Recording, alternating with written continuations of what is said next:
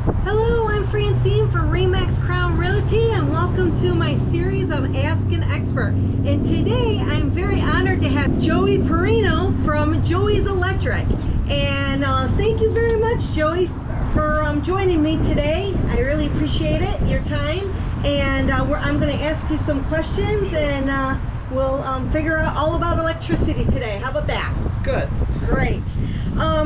Joey, can you tell me about yourself and how long you've been in the business? My name's Joey. I'm originally from Baltimore. I've moved down here to Florida about 6 years ago, and I've been an electrician for I think about 38 years, and I've been licensed maybe for 30, 31. Oh, wonderful. Wow. That's great. And what kind of work do you specialize in? Right now I'm mostly doing residential service work. I do a lot of service change for insurance reasons, and I'll do some hot tubs and some pool heaters from time to time. Oh, wonderful. Do you do jobs like electrical panel boxes or put in a generator, things like that? Yeah, I definitely do a lot of panel changes.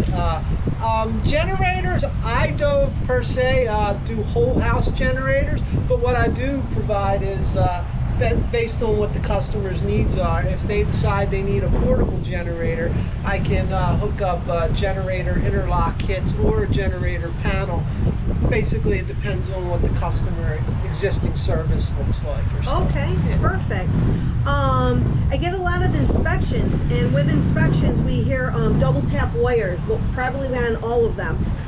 And everyone asks what they are. Can you explain?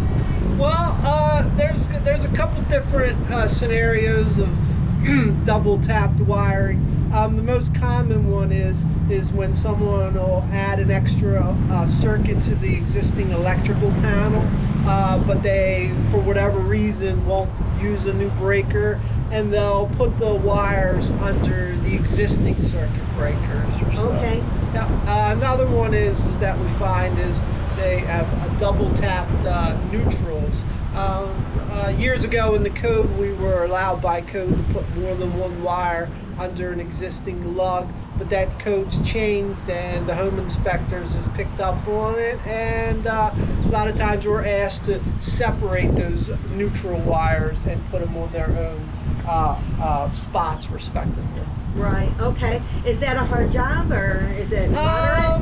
No, it's a hard job in the fact that typically you're working in a live electrical panel, and based on how the work was done previous determines how hard of a job it can be or so. Okay. Yeah, I understand that. You mentioned that you were certified and a licensed electrician? Yes. Yep, wonderful. And if a job requires a permit, do you get the permit for the customer, or do they have to go down and get it themselves? I always get my own permit or so. Okay. I got a relationship with various municipalities in Indian River and Sebastian and Brevard County. Yeah. Okay. We get our own permits and we take care of all that. Yes. Okay, wonderful. That was my next question. What were your service areas? So Indian River County, Brevard County, is there like specific, like how far you go up or how far you go down? Definitely all of Sebastian. I go down to Vero Beach from time to time. Okay. And southern Brevard, Mico, Palm Bay. I usually don't go farther than that because, quite frankly, I'm too busy to go any farther than that. Wonderful. Well, great. That's great. I'm glad you're busy. Do you have a service fee, or how do you charge for a job?